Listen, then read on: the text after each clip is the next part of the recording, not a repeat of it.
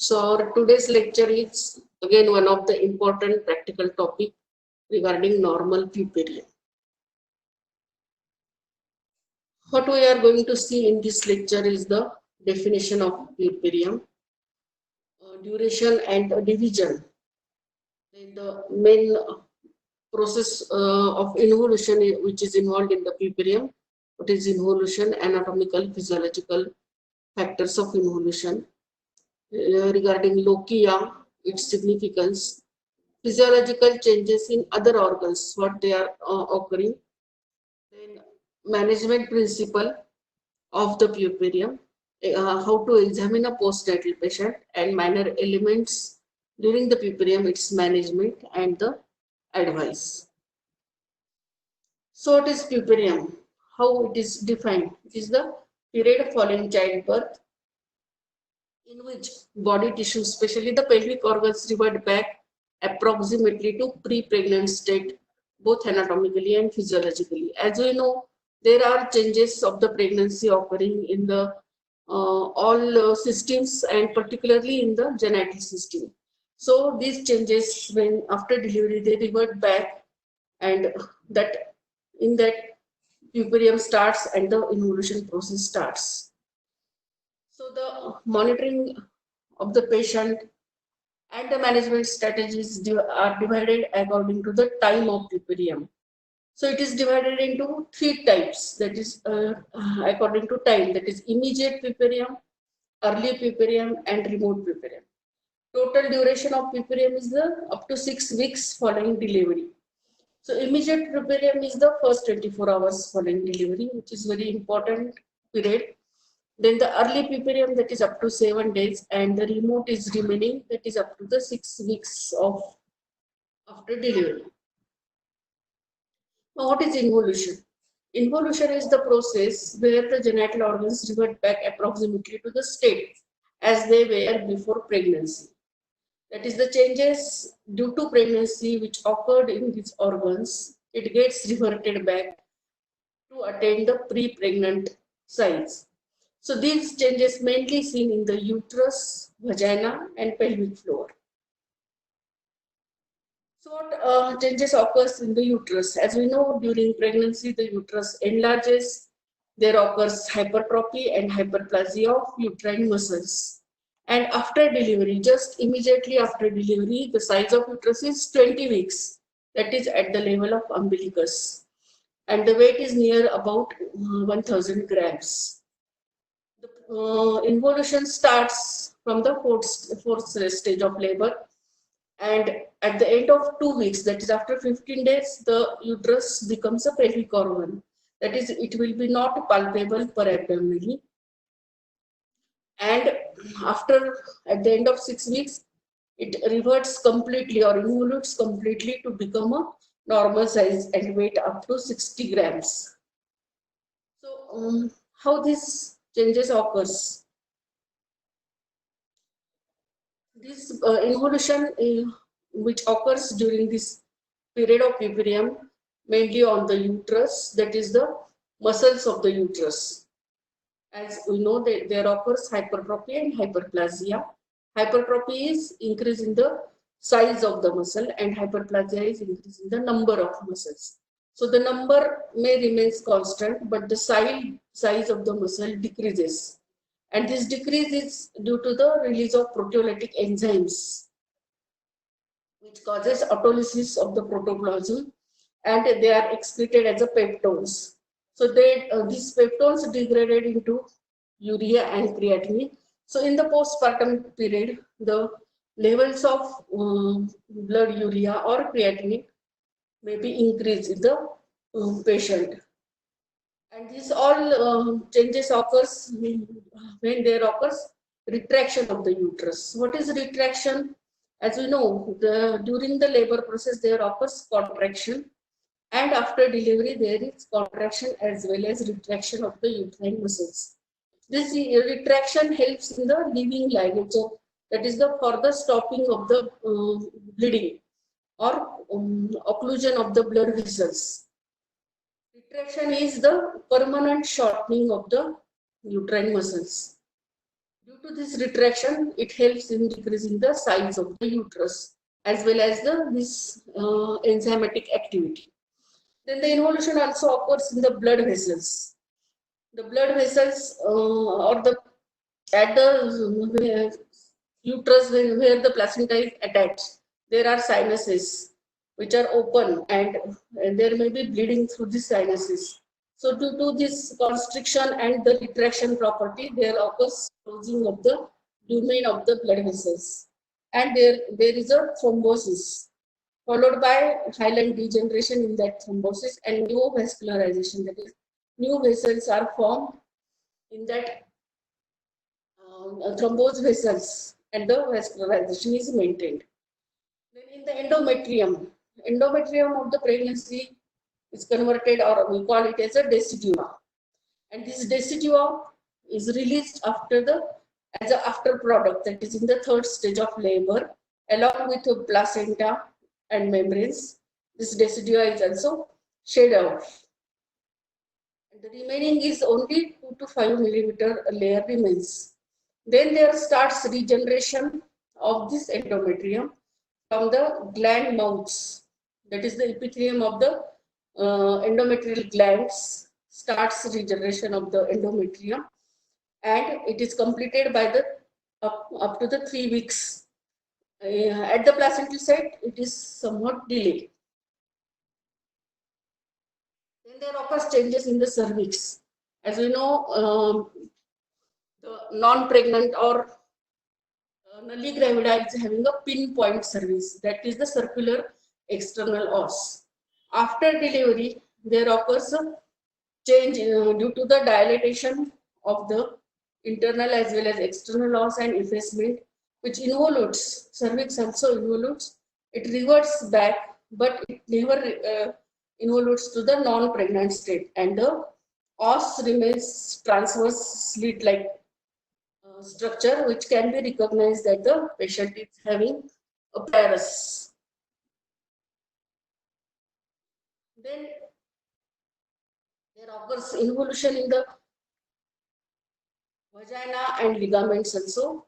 The vagina, which is distended during pregnancy, again it reverts back, but like cervix, it also never attains the virginal site. Some laxity remains there. Then the ligaments, mainly the ligaments supporting the uterus, that is McEnroe's ligament, round ligament, as well as broad ligament, which is increased during pregnancy or stretched during pregnancy, also revert back to a non-pregnant state. Then there is a discharge from the vagina, which is called as lochia. So what is lochia? It is the vaginal discharge, mainly the uterine discharge. It contains the discharge from the uterus, vagina, and cervix. Again, it is grouped as according to its character, that is lochia rubra, lochia serosa, and lochia alba. Lochia rubra is the only bloody discharge, or the blood which is drained after delivery, which is for first 4 days. Then there lochia serosa is there, following this lochia rubra for further 5 to 9 days. Lochia serosa, that is the serous-like discharge, mainly pinkish color discharge. The quantity of blood is decreased, and then the lochia alba, that is the whitish yellowish discharge, which remain for further 10 to 15 days. So in near about 3 weeks following delivery, the patient is having the vaginal discharge. Actually, it is a fishy smell. This discharge is having fishy smell, and the pH is alkaline. If it is a foul smelling, it indicates infection. The discharge should be proper in amount. Scanty or excessive discharge, if it is there, again it indicates infection. In the scanty discharge, what happens due to the infection, there may be closing of the cervix, and the discharge accumulates inside the uterus, which is called as lochiometra. If there is persistence of the red color of the discharge, that is after 4 to 5 days, the lochia rubra is present, then again it is abnormal. It suggests that there may be some products of conception remain inside the uterus in the form of membranes or bits of placenta may be there. If there is a persistent infection, again, one has to suspect that there may be remaining the remnants or remaining cotton swab during the delivery, which is used during episiotomy and has to be checked and ruled out. If there is a persistent discharge of the lochia beyond 3 weeks, then again local genital lesions, maybe the lacerations of the vagina, secondary infection may be there. There occurs changes in other system also in this process of involution. Mainly it is in the genital system, but as we know, during pregnancy, all systems are involved having some changes of the pregnancy, they revert back. So what happens to the pulse after delivery?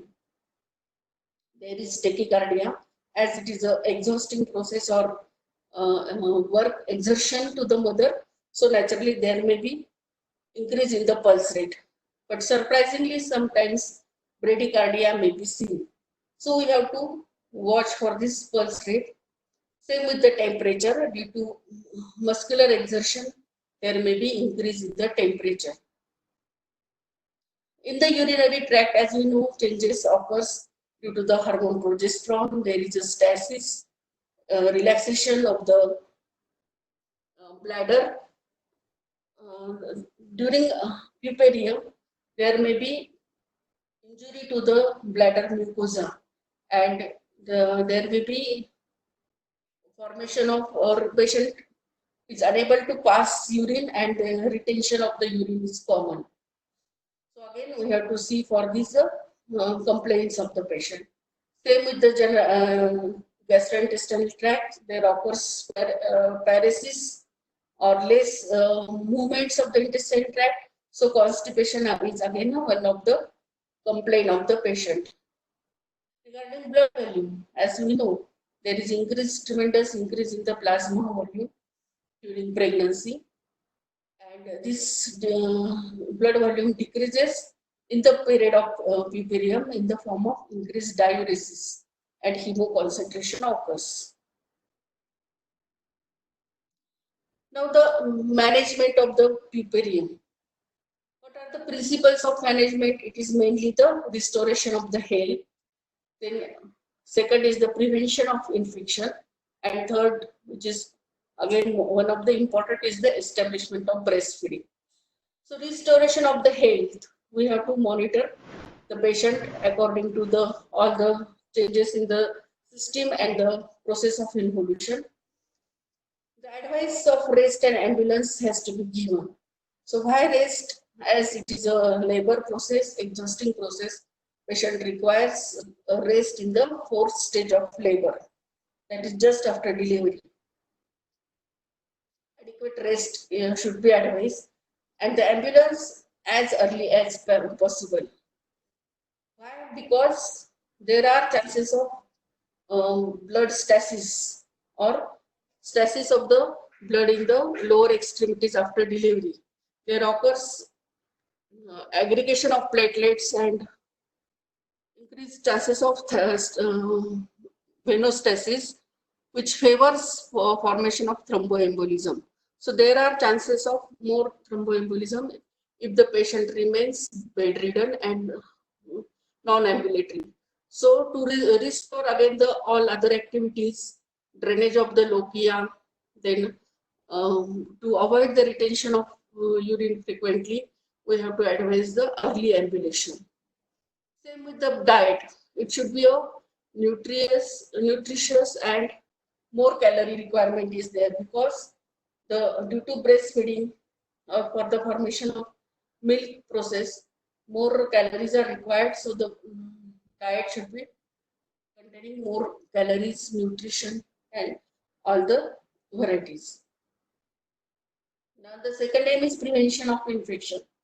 So the retention of urine in the bladder predisposes to the urinary tract infection. As the bladder mucosa is injured, there may be inflammation and stasis of urine, which favors infection. Then chances of infection to the episiotomy wound, it may be there. which requires frequent monitoring of the episiotomy, inspection of the episiotomy wound and detection of the infection. And third is the establishment of breastfeeding that we will see in detail. So how to monitor the patient? As I have said, the temperature should be recorded, pulse rate should be recorded, changes in the pulse in the form of severe tachycardia has to be noted. Then blood pressure generally it remains normal. So any change, if the patient is having hypertension, then the frequent measuring of the blood pressure and use of antihypertensives has to be considered. Breast examination for the lactation, establishment of lactation secretions are there or not, we have to examine. Regarding urinary output, as I have said that there is a diuresis, so there may be increase in the total amount of urine due to the diuresis and decrease in the edema and all other changes. So frequent monitoring or advise patient for to ask for the passing of the urine frequently. Sometimes she may not have the feeling of fullness of the bladder.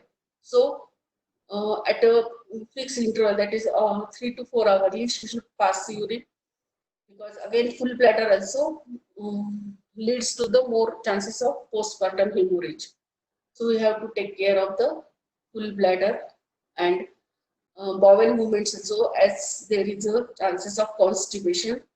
So again the diet requirement, which is there should be increase in the fibers, and some laxatives may be needed in some patient due to as they are suffering from the severe constipation. We have to monitor the height of uterus in the postpartum period, as previously shown that the height of uterus is at the level of umbilicus. The rate of decrease of the uterine height is 1.25 centimeter per day after delivery, and it becomes a pelvic organ after 2 weeks. Then we have to see for the character of lochia, as I have described, that is the rubra should be for 4 days. If there is a persistence of lochia rubra, the chances of infection or retention of the placental bits has to be ruled out. And of course, examination of baby for all the milestones and the establishment of lactation. There are some minor elements in the puerperal period in the form of after pains. So what are these after pains? It is a infrequent spasmodic pain felt in the lower abdomen after delivery for 2 to 4 days. So what is the cause of pain? It is somewhat physiological pain, as there occurs retraction of the uterine muscles. So hypoxia of the muscles may produce pain. But if it is severe, then it may be due to the retained bits of the placenta or clots, as uterus tries to throw out the contents inside the uterus by vigorous contraction. So there may be increase in the pain. The treatment is again the protonics, antispasmodics, sometimes massaging of the uterus is required. The pain on the perineum. The main cause of pain is the episiotomy. So what is episiotomy? As we know, it is a deliberate incision given in the second stage of labor on the perineum. So all the muscles of the perineum are cut, and the repair of the episiotomy is done in the fourth stage of the labor. Layer wise repair is done, and we have to inspect this wound in the puerperal period, that is for first 48 to 72 hours. The instructions to be given for the care of episiotomy, they are in the form that it should be antisepsis or asepsis should be maintained. So patient has to advise to have a toileting of the vulva after each act of micturition and defecation with the soap and water. Then application of antibiotic cream on the episiotomy wound, and the wound has to be inspected for the signs of inflammation, that is redness, swelling, or discharge from the wound. If there is a hematoma formation in the episiotomy, patient complains of throbbing pain because naturally there are chances of infection of this hematoma and formation of abscess. So patient is having fever, throbbing pain at the perineum. There may be a discharge from the wound, pus formation, and at that time we have to drain the pus from this wound or drainage of the hematoma by cutting the stitches. To avoid the complications, this asepsis should be maintained and ask patient to sit in a cross leg position so that strain on the wound will be minimized. Then again, we have to think of the anemia in the postpartum period because sometimes some amount of PPH or if the anemia during pregnancy is not corrected, then again the patient may suffer from the phase of anemia. So we have to supplement the hematinics and protein for the correction of anemia. Again, the constipation is a complaint due to this GI changes where the early ambulation, plenty of fluid, roughage in the diet, that is fiber containing diet, and if required, then the laxatives should be used. Now, follow up of the patient. Discharging of the patient. When we will discharge the patient, that is the generally 48 to 72 hours, the patient is kept in the ward for the observation, and all these things are observed as well as the establishment of the breastfeeding or the minor elements or complaints of the patient should be looked for. The first follow-up of the patient should be after 1 week of delivery, and later SOS, that is at the last at the end of puberty, that is 6 weeks. During each follow-up, we have to again examine the baby and mother. Baby for the development of stones and other abnormalities, and mother for the monitoring of the changes of the puberty. So the routine examination of mother includes perineal wound examination, discharge from per vaginum if it is there, then the size of uterus, whether it is decreasing according to the day or not, and tone of pelvic floor muscle and weight record. Of course, if there is excessive weight gain during pregnancy, then the decrease in the weight should be recorded. And for the anemia, babies generally they are examined by the pediatrician.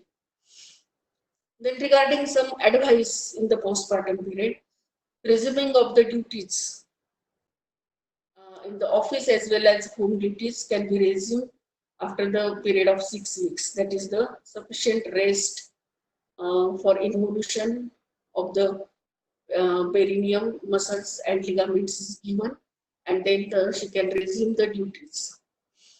Of course, there should be postpartum exercise to be advised. These are in the form of pelvic floor exercises, that is Kegels exercises, some exercises for the back muscles and the abdominal muscles. As there is distension of the abdomen, there is naturally after delivery there is a laxity of the rectus muscles, which has to be exercised. Then resuming of menses. As you know, there is a lactational amenorrhea during the 6 weeks period because there are increased levels of prolactin, and due to this prolactin there is decrease in the FSH levels. There is no formation of the follicles and anovulation is there, and due to that amenorrhea is there. Generally it is the 6 weeks period, but it may extend up to the 1 year period, lactational amenorrhea, which depends on the time of lactation of the mother and the period of lactation.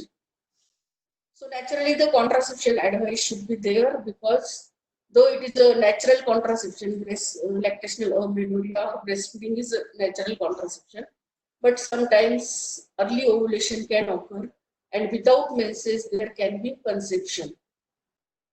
So to avoid that, the contraception should be advised.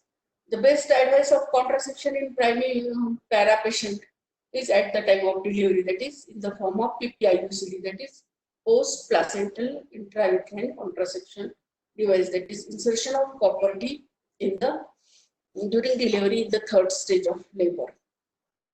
Otherwise, after 6 weeks, we can advise again IUCD or barrier contraception as per the need of the patient.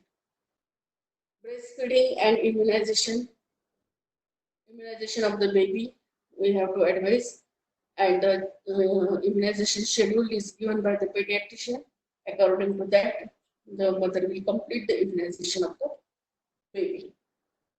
Nutrition, as already we know that there should be a good nutritious diet to be supplemented.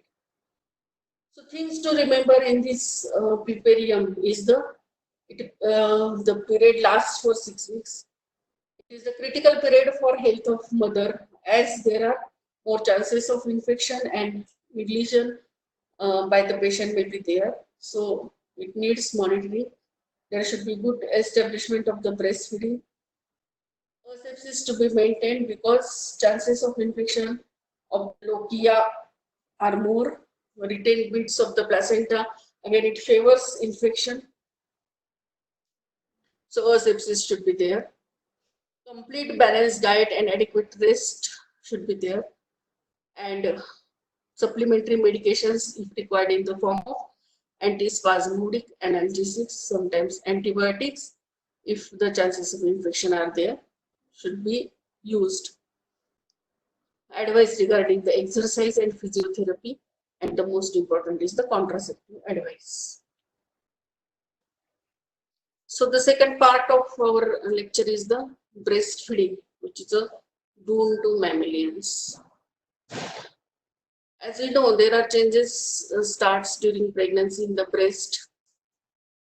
Breast is a mammary gland, which is also called as a modified sweat gland. The development starts at puberty, which completes after during pregnancy and lactation. Mainly during puberty, there is a growth of fibrofatty tissue. And again, in the pregnancy, there is hypertrophy, hyperplasia of the glandular tissue. So in the lactation, there are 4 phases as mammogenesis, lactogenesis, galactopoiesis, and galactokinesis.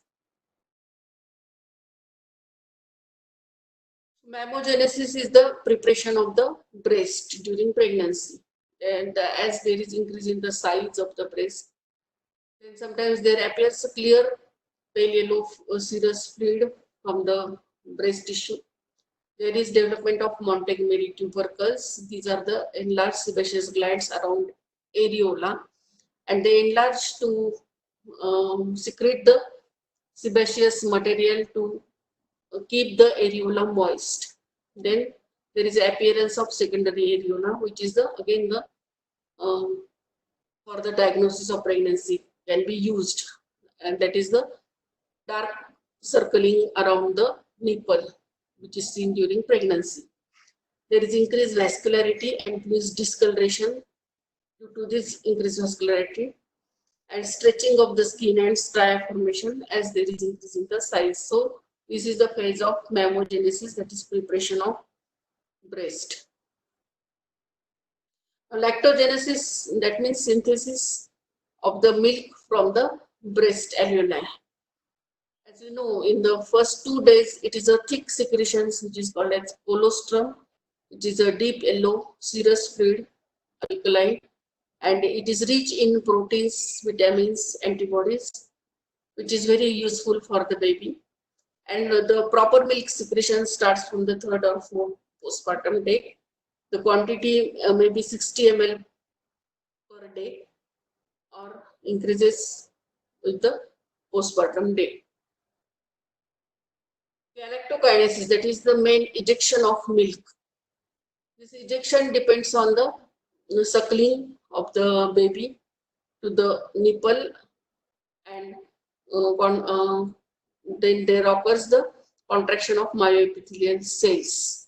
It is called as milk let down or let down reflex. It is a complex phenomenon where the milk is forced down into the ampulla of lactiferous duct. This let down reflex may be inhibited by pain, breast engorgement, and psychological factors. Maintenance of lactation is called as galactopoiesis, which the lactation is maintained by the continuous suckling, because the let down reflex will initiate after only suckling of the baby. Then the periodic emptying of the breast is necessary, otherwise it will lead to congestion of the milk. The congestion suppresses the secretions from the breast. And the most important is proper attachment of the baby, which is called as latching of the baby to the breast, where the figure is showing that the whole of the nipple and areola should be in the mouth of the baby, so that the proper pressure is given on the lactiferous duct, so that the milk is ejected from the breast. As this lactation is a complex process depending on the main hormones. The hormones required for the mammogenesis or preparation of the breast are mainly estrogen, progesterone, and the adrenal steroids. For the let down reflex, prolactin and oxytocin is mainly required. Oxytocin acts on the myoepithelial cells of the breast, so that there is ejection or secretion starts from the alveoli, and the maintenance of lactation. So after delivery, withdrawal of estrogen and progesterone initiates the increasing level of prolactin, so that the lactation starts. So for starting of the lactation, the prolactin, raised levels of prolactin are required, as well as the let down reflex, that is the suckling of the baby is required. What are the advantages and disadvantages of breastfeeding? As we know, it is a ideal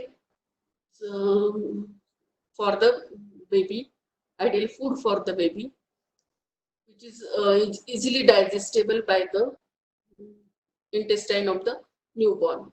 Then it gives protection against infection and the deficiency state, as the colostrum is rich in the antibodies, proteins, so that it gives protection. It is readily available, sterile, and is at the body temperature. Then convenient and no cost is required for this milk. It acts as a natural contraceptive, as we have seen. Then this milk is having laxative action, so the baby doesn't suffer from the constipation if it is on the breastfeeding. Then generally there are no allergies to the breastfeeding. It increases the psychological bonding between mother and the baby, and it helps in the involution of uterus. How it helps? Because as we have seen, the oxytocin is required for the let down reflex, and it is secreted during this suckling. That oxytocin acts on the uterus also and helps in the involution or retraction of the uterus. There are some disadvantages which are not considerable, but we have to see that is mother remains engaged in the breastfeeding, so less freedom for working women, or schedule has to be maintained. Sometimes the faulty techniques of the breastfeeding increases the chances of breast complication in the form of breast abscess and sore nipple, and chances of milk jaundice or physiological jaundice is slightly increased in breastfed babies, but the advantages are more pronounced and disadvantages are negligible. Now, how to manage the breastfeeding? It starts from the preparation during antenatal period, that is the care of nipple, cleanliness, and psychological counseling is required. Then see for the whether there is a flat nipple or sore nipple. If they are there, then we have to treat or advise mother. Then the most important is the first feed. When this first feed should be given, so it is as early as possible or within first hour after birth. It is mentioned, but we can give it in the third stage only, before clamping and cutting of the cord. That is the breast crowl, or just after delivery we can give the baby to the mother or attach the baby to the breast of the mother and the baby starts suckling, which again is helpful for the early separation of the placenta and the expulsion of placenta. Then the demand feedings are advised, that is as per requirement of the baby. When baby cries, or generally if the baby is UGR baby or low birth weight baby, the frequent feedings with the interval of 1 to 2 hours can be given. Then proper position of the mother and baby should be there for a good establishment of lactation. And the universally accepted position is the cradle position, and we show the picture. But breastfeeding can be given in sitting, lying down, or lateral position. Feeding on the one breast completely for at least 10 minutes, followed by other breast. That this should be advised to mother, because the contents of the milk are divided as foremilk and hindmilk. The foremilk mainly contains water, or water part is more in the foremilk, and the fat contains and protein contents are more in the hindmilk. So empty the breast completely so that the baby gets water as well as the other nutrition, because exclusive breastfeeding we are following, that is the nothing is given other than the breast milk during the first 6 months. So to get all the nutrition and water, we have to follow or advise mother to have a complete breastfeeding on one breast followed by other breast. Then the burping is the breaking of the wind. During feeding or during swallowing, there is passage of air along with the milk in the gut of the baby, which may lead to colic pain and vomitings. So to avoid that, we have to advise the breaking of the wind. The figure is showing that the mother is doing the burping, so that after tapping on the back of the baby, the air will be removed. These are the breastfeeding positions. So the universal is the first, that is cradle position. The baby should be holding on the hand, in the elbow, and proper attachment to the breast with the complete nipple and areola in the mouth of the baby should be there. The lateral positions, they can be advised, but there are chances of inspiration or aspiration of the baby if it is not properly supervised. Maternal nutrition is important during lactation, because there should be a well-balanced diet containing high protein, extra calories, rich in calcium and iron. Then plenty of fluid should be advised in the form of water. Milk directly mother can take. Then different soups. High fiber content, as already advised, because it will avoid constipation. Fruits, vegetables also should be advised or should be supplied to the mother. Smoking should not be there. And the drugs, which drugs we are advising during the lactation period, should be choose carefully, because most of the drugs are excreted in the milk and passed to the baby. So minimum use of antibiotics, analgesics should be there. What are the difficulties in breastfeeding? Some difficulties may be due to mother, and a small number of difficulties may be due to the baby. So due to mother, there may be reluctance or tension or less knowledge regarding the breastfeeding, and so that proper establishment may not be there. Sometimes following operative delivery, that is cesarean section, the wound on the abdomen and the pain of that wound after operative procedure may causes problem for the breastfeeding of the mother.